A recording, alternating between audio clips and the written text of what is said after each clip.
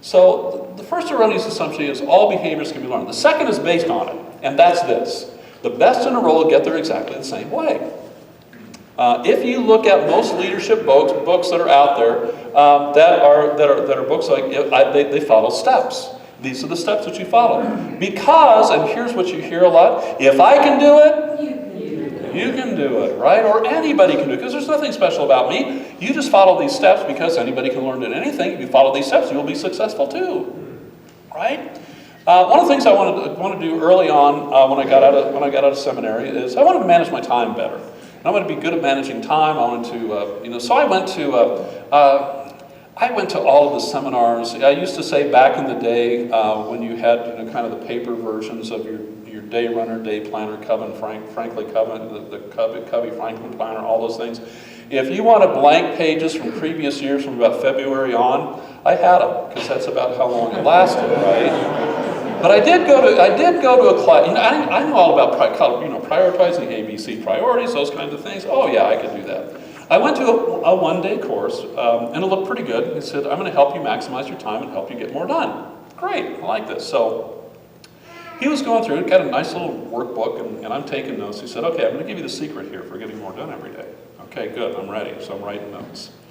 And so he says, okay, so the first thing you do, here's step one, is before you go to bed each night, make a list of everything you have to do tomorrow at work.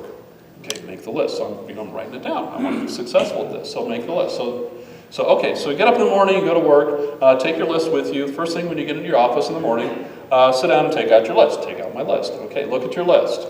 I want you to identify the thing on your list that you're least looking forward to doing that day. At least, here's the secret, he said. Do that first.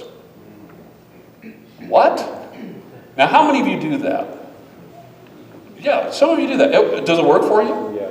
Yeah, it does. For me, I'm thinking, oh man, that's going to make me put things off even more. If yay, I can hardly wait to go to work. I get to do the thing I hate the most very first thing in the morning. Yay! Doesn't work for me. I have to, the way I'm wired, if I'm going to get things done, I need to look forward to doing something. I'll get the other stuff done. I've learned that I've got to do those things. Every job has cheers and chores. The cheers have to outweigh the chores. But I got to do something that's going to get me kind of fired up and going first thing when I get in. It doesn't work for me, right? For those of you that it works for, and it works for a lot of people, right? But just knowing myself, that wasn't going to work for me. So it isn't. Everybody doesn't do everything the same way. Then comes the third one, which kind of makes some sense. Fixing weaknesses leads to success. And that kind of makes some sense, right? That's kind of intuitive. That's what we do. Particularly, we do that in the U.S. educational system. Let's go back to middle school. I promise we won't spend a lot of time there, right? Because who wants to go back to middle school? But anyway, so let's go back there, and let's just say that you are really good in English. That is your best subject. I mean, you love it. You writing. You can do technical writing. You can do research writing. You can do creative writing. Oh, poetry. Don't get me started. I'm so good at that. And you can diagram a sentence within an inch of your life. It is why you go to school each day. But you struggle with geometry. So what is our typical response? Hey, you're really good at English. You really don't need to work anymore on that. Just kind of maintain that, because that's what we say. Just kind of, we don't want to mess you up. You're fine there. You don't need to do it. So what we're going to do to help you out is we will take you out of your English class a couple of days a week so we can give you extra help in geometry. Won't that be motivating? Right? That's what anybody of you had that experience? Yeah. And we wonder why kids hate going to school, right? Yeah, no. This is why we say weakness fixing leads to success. This is one of the things we find. It doesn't. It does not lead to excellence. So here's what Don found. In all of his study of people who are truly successful at what they did, here are the assumptions. And that is this. The right assumptions are this. First of all, some behaviors can be learned. Many are nearly impossible to learn. There's a difference between talent, skills, and knowledge. Okay, talent, skills, and knowledge. Think about talents, the way that you're wired, the things that you bring, the ways you're most naturally wired to think, feel, and behave. You can't give people talent in that wiring. Skills are things you can practice and get better at. Knowledge is stuff you need to know. One way to think about it is this. Skills and knowledge are transferable from person to person. I can give you skills, I can give you knowledge. Talent is transferable from situation to situation. So you can't, some of those things you can't learn. How many of you have empathy in your top 5? Okay. How many of you looked at the bottom already? Yeah, okay. How many have empathy down pretty low? Yeah. So empathy. So those of you with empathy, do you get the physical sensation of what people are feeling when you're in their presence? Do you kind of feel what they feel along with them? Yeah. How many of you with low empathy say, really? Yeah, good luck going to empathy school. I can't teach you to do that, right? Now, it doesn't mean you can't be empathetic. Doesn't mean you don't care. Being low in empathy doesn't mean you don't care, unless you don't care. But that's a whole different deal, right? No, because caring comes in a lot of different ways. Empathy is the ability to intuitively feel what other people are feeling. And that not everybody can do that. So some behaviors can be learned, others cannot. The best enrolled will deliver the same outcomes, but use different behaviors. It's about the outcome. They get there in a different way. And as we find, the people who are really, truly successful at what they do, they focus on getting there differently. You don't have to do the same thing. It's you find your own route to getting there. And then third, fixing weaknesses prevents failure. We call that damage control. A focus on strengths development leads to excellence. That's what we look at. Those are the things that we're looking at here. And those are the right assumptions. What we found, Don found in his studies of thousands and thousands, actually in the development of the Clifton Strengths Assessment, it was 2 million interviews. And these are they found the people who are really world-class at what they did, this set them apart. And this is where you'll be successful. So we've got to get kind of the right assumptions around this, thinking about this. And everyone has talent. Everyone has talent. This perspective changes everything. Because a lot of times we think of talent in the scarcity model. We think of talent as somebody, there are people who are talented, and I'm not one of them. There's not very much talent out there. But we need to change our thinking about talent. I've mentioned it before, but this is how we would define talent. Talent is a naturally recurring pattern of thought, feeling, and behavior that can be productively applied.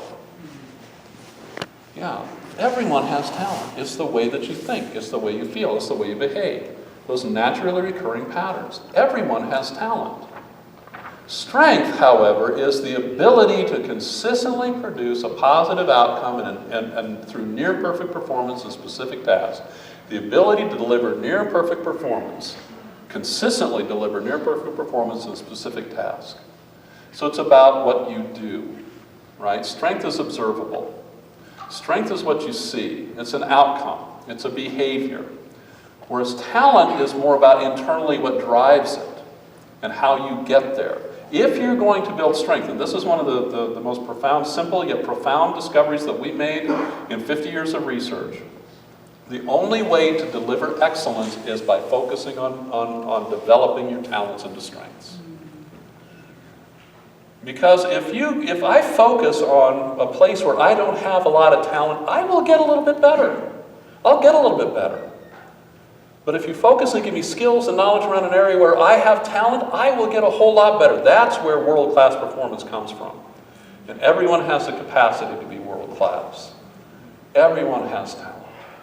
That natural pattern of thought, feeling, and behavior that can be productively applied. Think about it this way. Think about this. Okay, geometry one more time. That's it. I kind of promise. When you think about this, the most effective distance between 2 points in geometry, yeah, it's a straight line. That is the most, in geometry, a straight line is the most effective way to get from point A to point B. But in nature, it's a little different. It tends to look more like this. Yeah. It's the path of least resistance. That's how a river flows. Unless you have a human-dug canal, it's the path of least resistance. And so when you think about it this way, your signature themes of talent are your path of least resistance to success in your endeavors. That's what we want to do, is help you discover and develop that path of least resistance. Okay, and again, this we're going to do something here in a moment, but just going to put this in here. I mentioned this before, we'll mention it again. You will be successful because of who you are, not because of who you are not. You'll be successful because of who you are, the way God created you, not because of who you are not. So here's what we're going to do. We're going to do a little meet and greet here. So what I'd like you to do is make sure you got your lanyard on, your top 5 lanyard. Put that on and grab your Clifton Strengths Finder. You should have one of these, which is your quick reference guide. It has all 34 themes of talent and 1 or 2 sentences around them. Okay, so get those out and put on your top 5 name tags. So you're going to meet as many people as you can in 7 minutes. We're going to set a timer. So hang on a minute here before you, because one of the demonstrations is going to happen. Jim, would you come and demonstrate with me? Okay, come on up here. Okay, so here's what's going to happen here. And what's going to come up is, that way, there we go. Okay, good. So I'm going to ask this. So Jim, so what you're going to do is you are going to ask the person, you're going to take a look at their top 5 and you're going to ask them how they use the talent from their top 5 that you understand the least. So I'm going to say, Jim, oh, interesting, you've got context. Wow, so how do you use your context? And Jim's going to have one of 3 responses. His first response may be, oh, context. Oh, absolutely, I know what that is, and here's how I use it, and I see this all the time. Fabulous. That's the first response. He may have this response. Second response, he might have context. Hang on a minute. So I'm going to check here. Oh, person steps to talent. Oh, enjoy. Oh, yeah. Okay, I see how that works because you refer to the cheat sheet. Oh, yeah, I see how that works. That's the second response you might have.